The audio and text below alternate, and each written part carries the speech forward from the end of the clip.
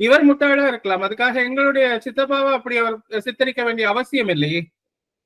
இந்த ஆமைக்கறி கதையாகட்டும், ஆமை ஓடு கதையாகட்டும், இந்த துப்பாக்கி சூடு பயிற்சி ஆகட்டும், இப்படி பல்வேறு கதைகள் இருக்கு. இல்ல ரொம்ப கடுப்பான கதை அது சீமான் சொன்ன கதைகள்லயே. அதாவது கடுப்பான கதை இதுன்னு சொன்னா, ஆமை ஓட்டுல ஏறி இருந்துட்டு அவங்க அத படகு மாதிரி, அதாவது பரிசல் மாதிரி உட்கார்ந்துட்டு போனாங்களாம் அப்படின்னு சொல்றதுதான் யாராலையும் நம்ப முடியாது. அப்படி ராட்சச ஆமை வந்து இலங்கையில இல்ல, வேற வேற தீவுகள்ல இருக்கிறதுக்கான வாய்ப்பு இருக்கே ஒழிய, அதாவது அமெரிக்கா அந்த மாதிரியான இடங்களுக்கு பக்கத்துல நமக்கு கேள்விப்பட்டிருக்கிறோமே ஒழிய, என்ன இப்படி ஒரு குட்டி ஒரு சின்ன ஆமையில எப்படி ஒரு ஆள் உட்கார்ந்துட்டு போக முடியும், அதுவும் பரிசல் மாதிரி போனது அப்படி என்றது. ரெண்டாவது வந்து ஆமை வேட்டைக்கு வந்து அங்க தடை விதிக்கப்பட்டிருக்கு.